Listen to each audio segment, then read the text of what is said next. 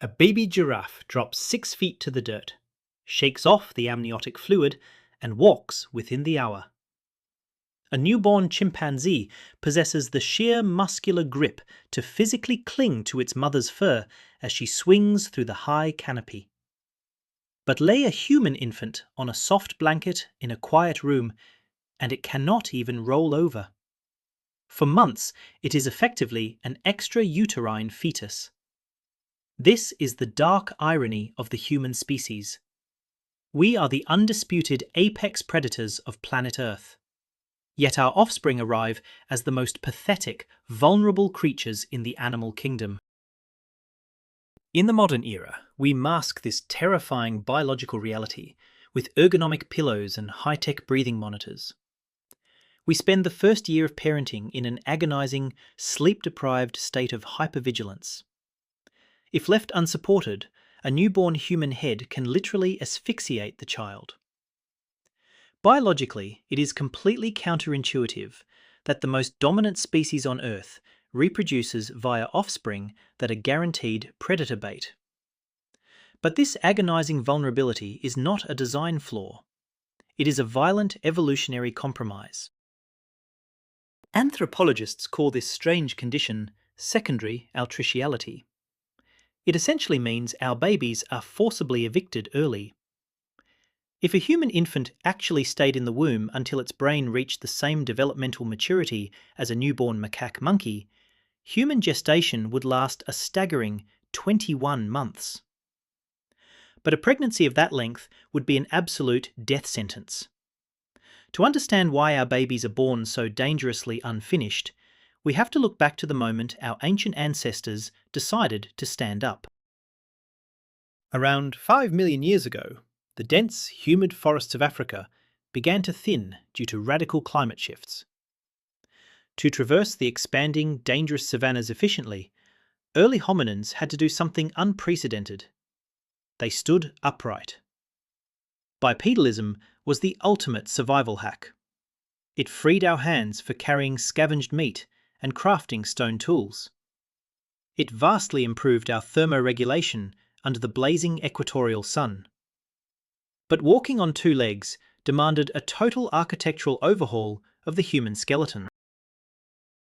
The long, flat ape pelvis had to dramatically shorten, broaden, and curve into a tight bowl shape. This new structure was required to support the internal organs against gravity and anchor the massive gluteal muscles necessary for bipedal striding. But this biomechanical miracle came with a hidden trap. By warping the pelvis into a bowl, evolution inherently narrowed the bony ring of the birth canal. For a while, this compromise was manageable. But then, millions of years later, a second evolutionary leap occurred. Our ancestors discovered fire, forged complex social structures, and started consuming calorie-dense cooked meat. In response, the hominin brain began to balloon in size at an exponential rate. This collision of evolutionary superpowers created what anthropologist S. L. Washburn famously called the obstetrical dilemma. A rapidly expanding fetal skull was now on a direct collision course with a narrowing bipedal pelvis. Evolution was suddenly backed into a brutal corner, facing a massive mortality crisis. Imagine the visceral horror and absolute vulnerability of giving birth on the pleistocene savannah. It is night. The smell of copper, amniotic fluid, and sweat hangs heavy in the humid air. These are thick scents that act as an undeniable dinner bell for saber-toothed cats, giant hyenas, and other nocturnal hunters. Unlike other mammals, who slip quietly into the brush to deliver their young, human birth is exceptionally loud, prolonged, and bloody. The mother is in agonizing pain because the baby must physically contort to fit. Because the birth canal is now twisted and narrowed, human babies undergo a complex series of rotations, a corkscrew descent.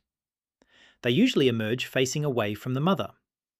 This means the mother cannot easily clear the baby's airway or unwrap the umbilical cord from its neck.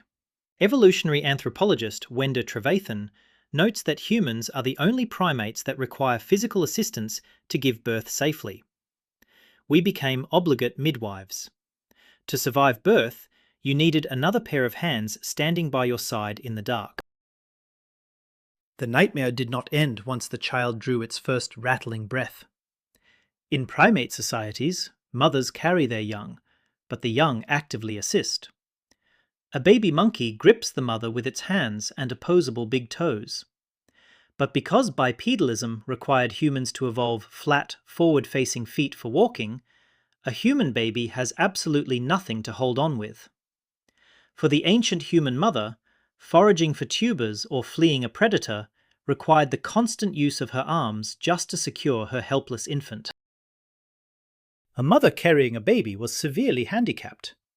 If she put the child down in the dirt to dig for roots or strike a flint, the infant was instantly vulnerable to venomous snakes, scorpions, and diving raptors.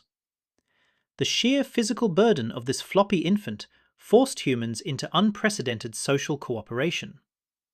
The modern trope of "it takes a village" is not a gentle platitude. It was a primal, ironclad survival mandate. The mother desperately needed alloparents to hold the child and stand guard. Evolutionary biologist Sarah Blaffer-Hrdy argues that this communal caregiving was the very crucible that forged human empathy. To keep this unfinished, burdensome infant alive, early humans had to develop profound mind-reading capabilities, deep emotional attachments, and hyper-cooperation. Our interconnectedness was not an accident. It was the only way to manage the evolutionary disaster of a helpless baby. But structural pelvic size is only half the story of our eviction from the womb. Recent science has added a new layer to this prehistoric mystery, known as the energetics of gestation and growth, or the EGG hypothesis. Anthropologist Holly Dunsworth proved that human gestation ends at 9 months not just because of the skull size, but because the mother hits an absolute metabolic ceiling. By the 3rd trimester, a pregnant woman is burning energy at over twice her basal metabolic rate. This is the limit of human endurance.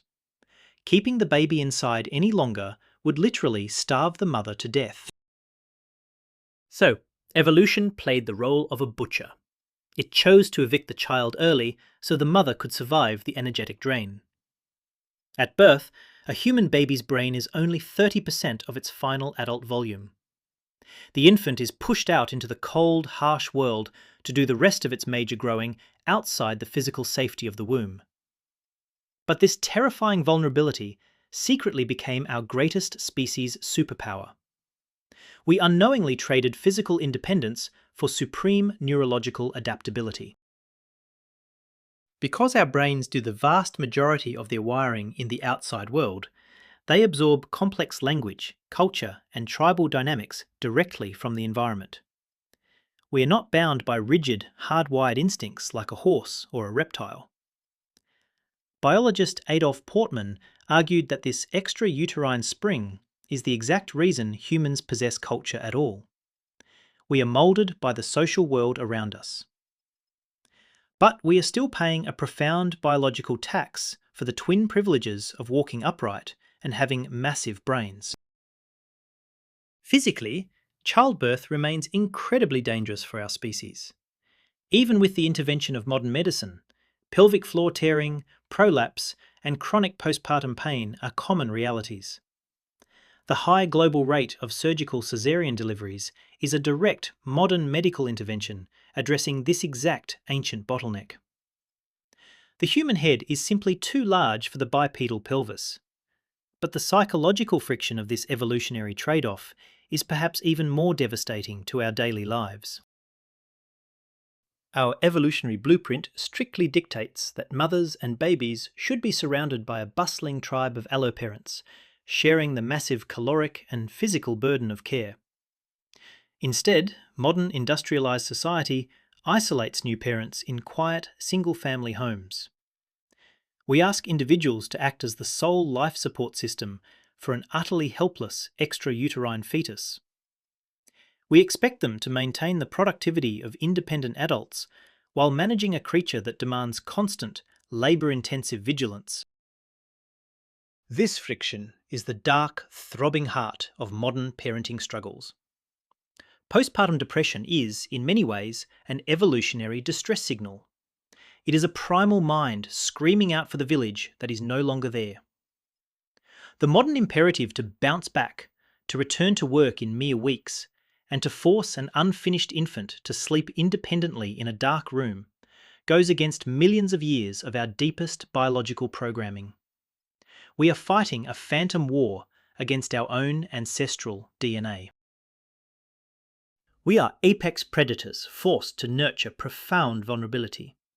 Yet, we have entirely cut ourselves off from the tribal scaffolding that made our survival possible in the first place.